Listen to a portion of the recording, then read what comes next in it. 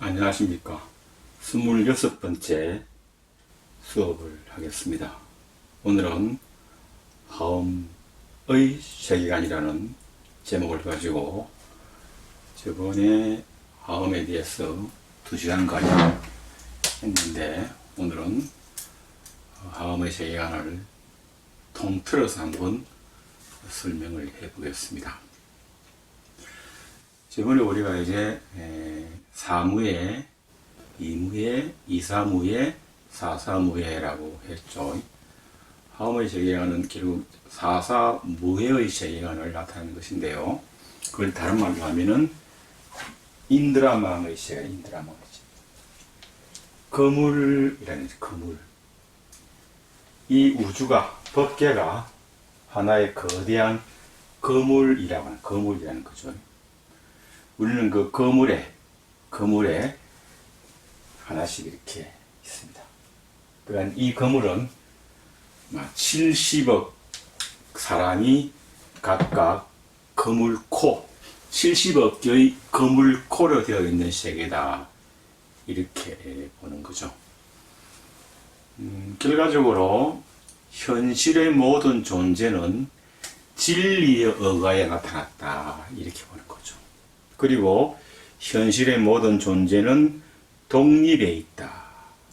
그러나 서로 조화롭게 작용한다, 이렇게 보는 거죠. 화음에는 이런 이야기를 합니다. 깨어진 기압장 하나에도 우주의 도가 들어있다. 깨어진 기압장 하나에도 우주의 도가 들어있다. 기압장 하나에도 부처님의 생명이 작용한다, 이런 뜻입니다. 70억 개의 대개 거물코로 되어 있는 이 세계라고 치지만, 이 거물코 A는 이 세계로 독립되어 있습니다. 따라서 A는 한편으로는 독립되어 있으면서 한편으로는 전체가 되는 거죠. 하나이자 전체이고 전체이자 하나다, 이런 이야기인데요. 오늘 이 이야기를 좀 중심으로 이렇게 보겠는데요. 이렇게 한번 예를 들어 보겠습니다. 저번 시간에 청은 유신선사의 산은 산이고 물은 물이다라고 이야기하면서 맨 마지막에 산은 산이고 물은 물이다 해서 산은 산이 아니고 물은 물이 아니다 해서 다시 산은 산이고 물은 물이다라고 하는 게 바로 사사무예의 세계라고 봤는데, 그때 그 사사무예의 세계라고 하는 말은 처음에 산은 산이고 물은 물이다라고 할 때 차별적 시각에서 바라보는 거죠. 남자는 남자고 여자는 여자고 부자는 부자고 가난뱅이는 가난뱅이고, 이런 모든 차별적 입장에서는 빈부가 있고 기천이 있게 됩니다. 그런데 깊숙이 들어가 보면 모든 존재는 그 자체로 완전히 독립되어 있고 완전히 옳은 존재이죠. 이 세상에 옳지 않은 존재는 없는 것이죠. 그것이 바로 깨어진 기압장 하나에도 우주에 도가 들어있다 라고 하는 화음의 세계관인데요. 예를 들어서 이게 봅시다. 한국 제일 가는 부자가 있다고 칩시다. 누군지 모르겠지만 그 한국 제일 가는 부자가 서울역 앞을 지나가는데 노숙자 한 명 자고 있다고 칩시다. 그러면 그 사람은 지나가면서 코를 막고 지나가겠죠. 그때 우리가 바라봤을 때 한국에서 제일 가는 부자, 누구도 더 이름을 아는 그 부자와 노숙자를 봤을 경우에 한 사람은 아주 귀하고 한 사람은 아주 천하다라고 볼 수 있죠. 근데 가만히 보면 화음적 입장에서 본다면 A라는 부자라고 하는 재벌이라고 하는 사 A와 노숙자라고 하는 사 B가 있습니다. 그런데 이 사사는 서로 무해하죠. 왜냐하면 A라고 하는 재벌도 B라고 하는 노숙자도 사실은 사람이죠. 사실은 오온으로 되어 있죠. 그래서 사무예, 이무예, 이사무예 측면에서 본다면 그 사람 A라는 재벌도 오온과 그 사람이 왔다 갔다 하고, B라는 노숙자도 오온과 그 사람이 왔다 갔다 한다면 결과적으로 오온이라고 하는 본체로부터 드러나 있는 현상인 A라는 부자와 B라는 거지는 사실은 서로 다를 바가 없는 것이죠. 그걸 불교에서는 사사무예라고 보는 거죠. 따라서 노숙자의 권리, 노숙자라는 사람이 가진 인간의 권리는 재벌이 가지고 있는 인간의 권리만큼이나 중대하다고 하는 거죠. 그것이 바로 사사무예죠. 다른 말로 하면 노숙자하고 재벌이고 재벌이고 노숙자죠. 다른 말로 하면 재벌이 존귀한 것만큼이나 노숙자도 존귀하다는 말입니다. 따라서 사사무예적 입장에서 본다면 세상에 기중하지 않은 건 아무것도 없는 것이죠. 따라서 사사무예는 재벌에다가 포인트를 둔 것이 아니고 노숙자, 하찮아 보이는 것들에 포인트를 둡니다. 세상에 하찮아 보이는 것은 없다. 모든 것은 다 그대로 거룩하다라고 보는 거죠. 그렇게 보는 걸 우리가 보통 인드라망의 세계다라고 보는 거죠. 이걸 다른 말로 이제 중중무진의 세계다. 끝없이 중첩에서 상호작용을 일으키는 세계다. 이렇게 보는 거죠. 이 건물은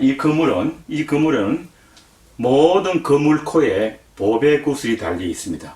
그리고 한 구슬은 다른 구슬을 비추고 다른 구슬은 한 구슬을 비칩니다. 이 한 구슬에는 다른 구슬뿐 아니라 나머지 69억 9,999개의 구슬이 비치고 이 한 구슬은 이 구슬뿐 아니라 나머지 69억 9,999의 구슬이 비치는 거죠. 하나는 전체는 하나가 되는 것이죠.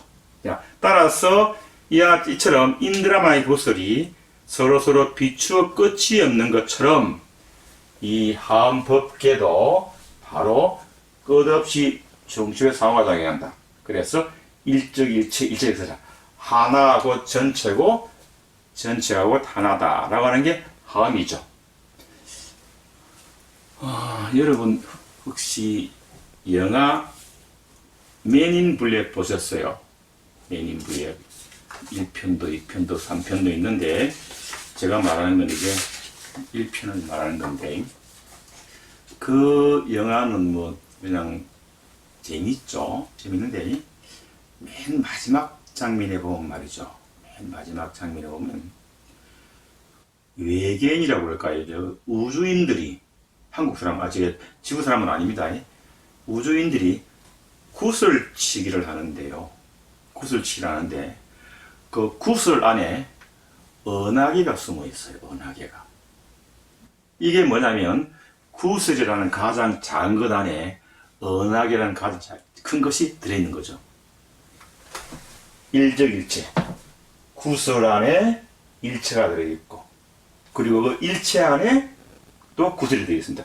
구슬 안에 우주가 들어있고 우주 안에 구슬이 들어있죠. 내 안에 우주가 들어있고 우주 안에 내가 들어있죠. 그렇죠? 여러분이나 내가 가지고 있는 마음은 온 우주를 다 품잖아요. 내가 저녁에 밤을 들어 은하계를 보면 은하계가 다 내 몸에 들어오잖아요. 동시에 나는 은하계 안에 있으면서 은하계는 나 안에 있는 것이죠. 이런 식으로 하나하고 전체고 전체하고 하나다라고 하는 게 하미가 가지고 있는 세계관이라고 볼 수 있겠죠. 그것을 인드라망이다. 인드라망의 세계다. 혹은 중중무진의 세계다. 이렇게 이야기합니다. 하나하고 전체이고 전체하고 하나다. 라고 보는 것이 하미가 가지고 있는 세계관이라고 볼 수 있겠습니다.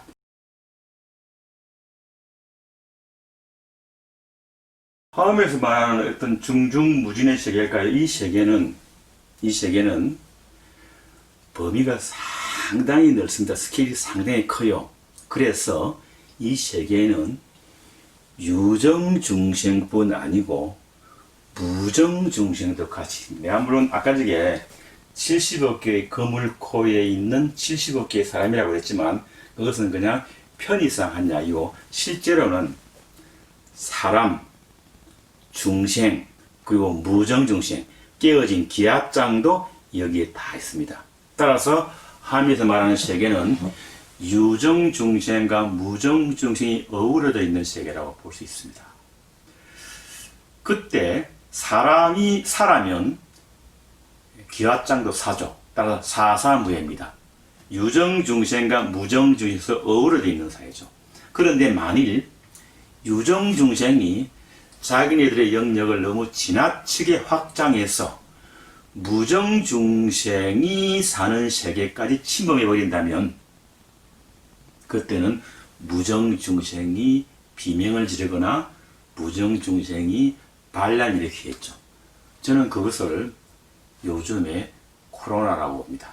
코로나로 벌이고 있는 요즘의 어떤 세계가 바로 무정중생이 반란을 일으키고 있다. 다른 말하면 환경이다, 생태계의 반란이다, 환경계의 반란이다라고 보시죠. 따라서 오늘날 우리가 벌어지고 있는 여러 가지 괴질 같은 것은 우리가 무정중생을 함부로 대한 결과이고, 더 나아가서 나 아닌 유정중생을 함부로 대한 결과죠. 나를 중심으로 유정중생을, 다른 사람을 함부로 대했고, 그리고 나를 포함해서 많은 유정중생들은 무정중생을 함부로 대한 것이죠. 여기에서 볼 때 말이죠. 하음의 인드라마에서 볼 때는 여기에는 중심과 주변부가 없어요. 만약에 나를 놓고 본다면 나는 이 세상의 중심이죠. 그리고 나 아닌 다른 것들은 전부 다 주변이에요. 주변. 내가 주인공이면 나 아닌 것은 손님이죠. 이 손님은 사람일 수도 있고 기와장일 수도 있고 풀 한 폭일 수도 있습니다. 그런데 그것은 나를 중심으로 본 것이고, 여기에 있는 B를 중심으로 보면 나는 손님이고 B는 주인공이 되는 것이죠. 이 말은 이 하음의 세계에서는 나는 한 번은 주인공이고 한 번은 손님이라는 것입니다. 그게 사사모입니다. 풀 쪼가리 하나, 나무 쪼가리 하나, 기와장 쪼가리 하나도 주인공이 되기도 하고 손님이 되기도 하는 것이죠. 이게 하음이 이야기하는 것이죠. 따라서 하음에서 본다면 사람과 사람, 사람과 동물, 사람과 무정물은 어느 한쪽이 다른 한쪽을 차별해야 될 대상은 아닌 것입니다. 다시 말해서 이름 모를 풀 한 포기도 거기에 우주가 있고, 이름 모를 풀 한 포기도 우주의 태생이죠. 그렇죠? 우주에서. 그리고 우리는 이름 모를 풀 한 포기에서 우주 전체의 모습을 봅니다. 그 풀에 맺혀 있는 한 방울의 작은 이슬에서 온 중생의 아픔을 느끼게 되는 겁니다. 자, 따라서 일적일체, 일체적일. 하나가 곧 전체고 전체가 곧 하나다라는 식의 사고방식에 속하는 것이죠. 다른 말로 하면 큰 국소채 고기를 넣고 푹 끓였다고 칩시다. 그런 다음에 한 2박 3일 정도 끓인 다음에 우리가 그 국물 맛을 보려면, 큰 소째 국물 맛을 보려면 이쪽을 국자로 떠마시건 이쪽을 떠마시건 국물 맛은 똑같습니다. 왜? 이미 하나가 곧 전체가 되고 전체가 곧 하나가 된 것이죠.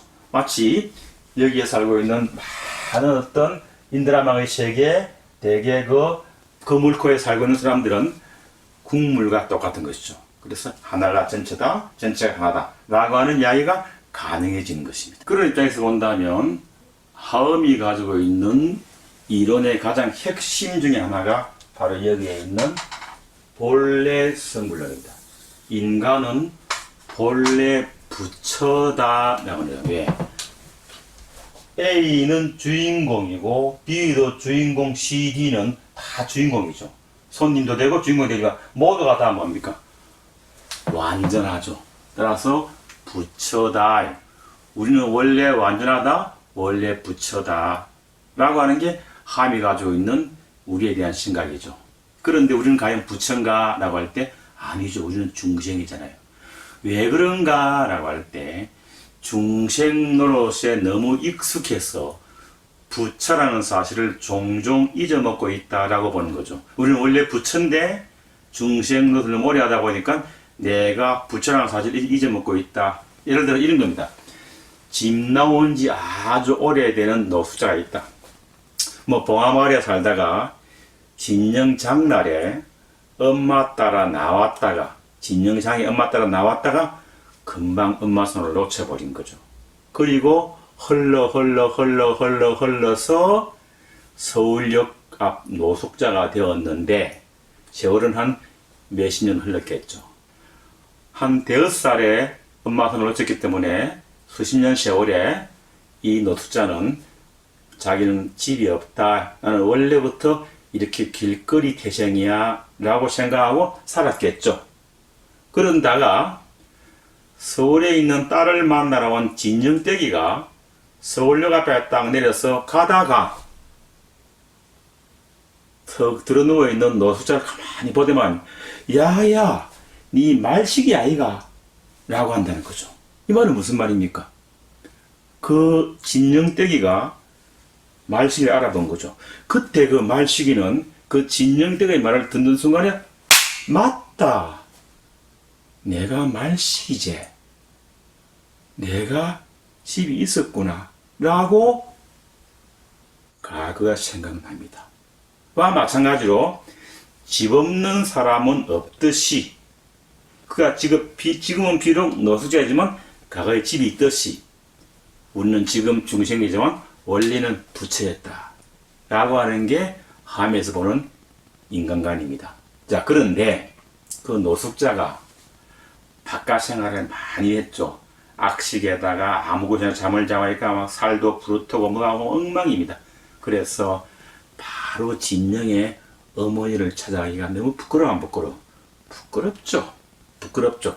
따라서 모욕을 하고 씻고 그 다음에 막 마음으로 그거 해가지고 모든 밖에서 묻어있는 그야말로 더러운 때, 불교적으로 말하면 번뇌겠죠, 그죠? 번뇌를 다 닦아내고 어머니를 만나듯이 오랫동안 중생 노릇을 한 우리는 중생이 곧 부처다, 내가 곧 부처라는 사실을 깨달았지만, 하지만 지금 현재의 나는 뭡니까?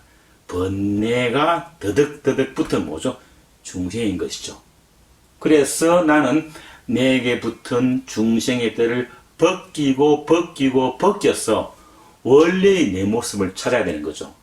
그게 바로 선제동자가 53선지식을 찾아가지고 끊임없이 수행하는 것이 내게 붙은 중생의 때를 벗겨내는 거죠. 그렇죠? 그래서 깨달음을 얻기 위해서 53명의 선지식을 찾아가고 마지막에 보현보살을 만나 진리의 세계로 들어간 것처럼 우리도 내게 있는 중생의 때를 벗겨내는 작업이 필요하죠. 따라서 이론적으로는 중생은 바로 부처이지만 현실적으로는 중생은 중생이죠. 따라서 나는 내 안에 있는 중생의 때를 벗겨내는 작업을 계속 한다면 궁극적으로 뭐죠? 부처가 될 수 있다 라고 하는 것이 함이 가지고 있는 사고방식이죠. 닦음과 깨달음, 내가 현재 중생이니까 닦는 걸 통해서 깨달음의 경지까지 나아가는 거죠.